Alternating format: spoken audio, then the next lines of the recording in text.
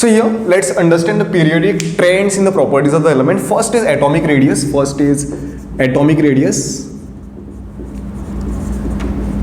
Okay, what happens to the atomic radius as we go across a period? Across a period, atomic size keeps on decreasing. If this is the size, let's take an example of the sodium. If this is the size of the sodium, then this will be a size of beryllium.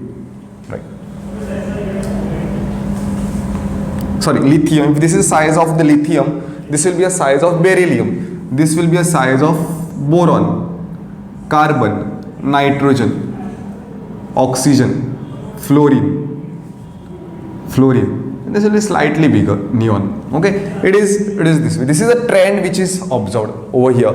As we go across a period, size decreases. So across a period, remember, across a period, size decreases, right? Why this happens? Because of the increase in the nuclear charge. This happens. Reason for this is because as we go across a period, nuclear charge increases. Nuclear charge increases, and it pulls the electron more and more towards itself, and this leads to shrinking in the atomic size of the atom. This is what the atomic radius. Second, this is across a period. So down the group, second thing we can write down the group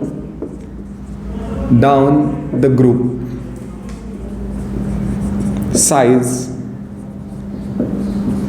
increases. Means if I take, this is lithium, this will be sodium, this will be potassium, this will be sodium, potassium, then rubidium, then cesium and francium. So this is how the size is going to increase, because here electrons are added. Reason is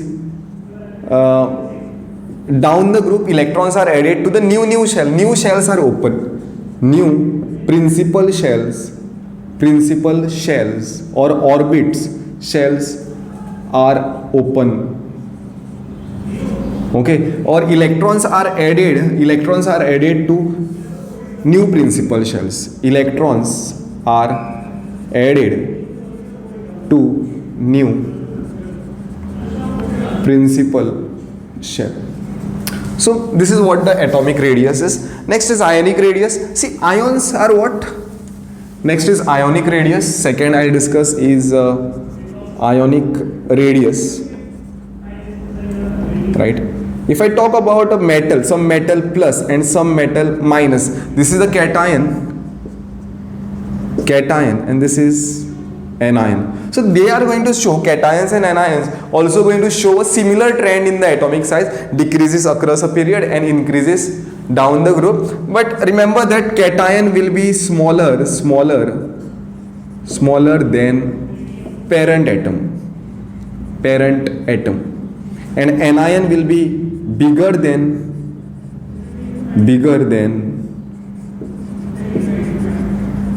parent atom.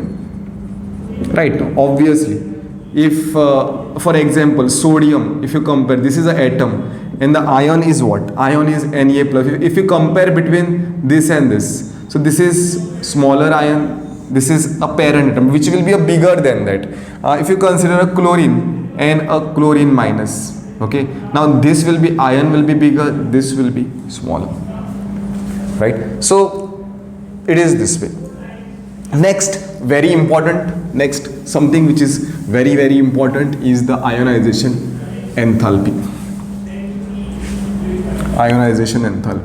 Third is ionization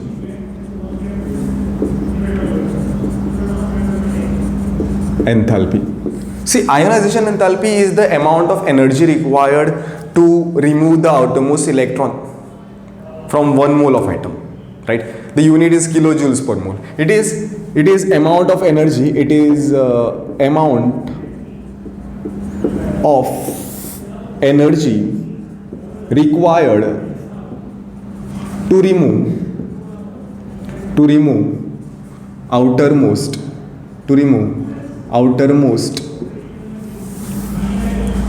valence electron to remove outermost valence electron from neutral gaseous atom for 1 mole. Means 1 mole, like units will be, units for this is kilojoules per mole. This is the units of this. What is the meaning of this?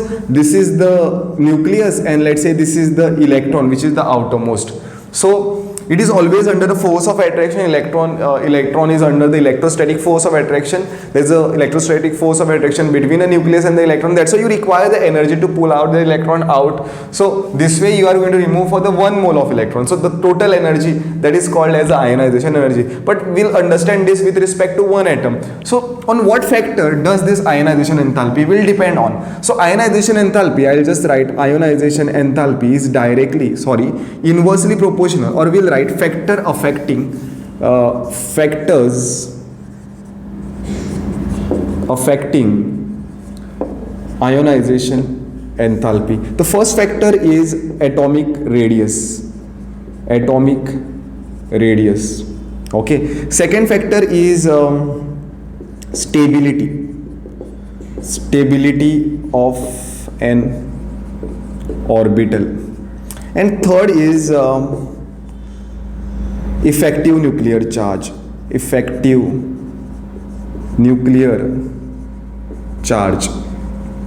Okay, what I'll do is I will explain what is like on the radius, how it is dependent and why it is dependent. Stability of the orbital I'll discuss, and even effective nuclear charge I'll discuss this based on the Slater's rule. Okay, this is also very important rule to decide what is the effective nuclear charge on that particular electron, right? So let's discuss this one by one. Atomic radius, it is inversely proportional to the radius.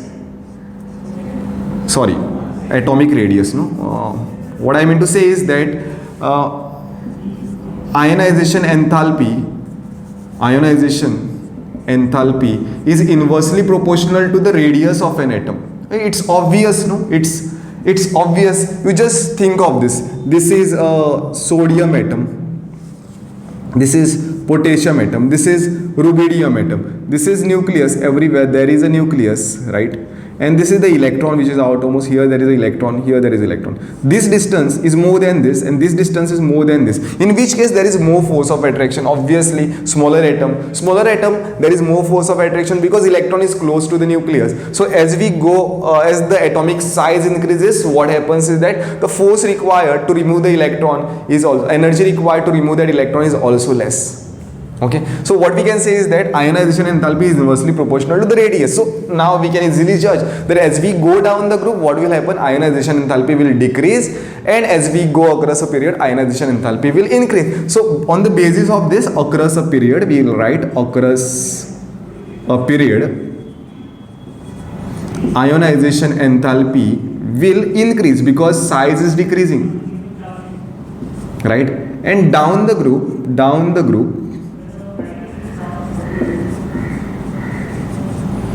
ionization enthalpy will decrease as atomic size is increasing. Yes, this is clear. So next, what we have to understand is stability of the orbital. What I'll do is I'll just clean this board. Just remember this. Okay, just make a note of all these things. You can take a screenshot also. Okay, done. Okay. So stability of the orbital. Second factor is a stability of the orbital which is affecting ionization energy. Stability of an orbital. So first meaning of this is that always we'll understand there is something called as completely filled orbital. There are completely filled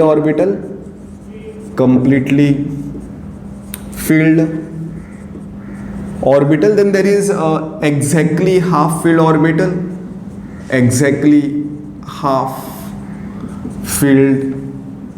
orbitals, and then there is a partially filled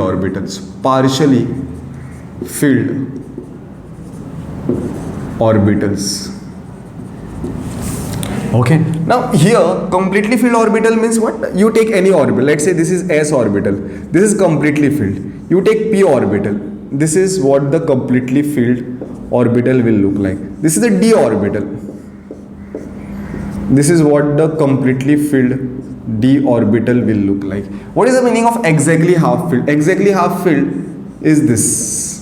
This is what the exactly half filled. With respect to s, this is exactly half filled. With respect to d, this is what the exactly half filled orbital. With respect to f,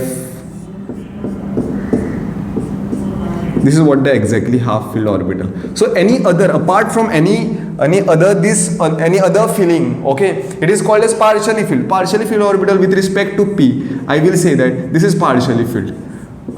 This is also partially filled. This is also partially filled, and this is also a partially filled. Okay, so if I put one more electron, it will be completely filled. So stability among this, completely filled is always more stable than the exactly half filled.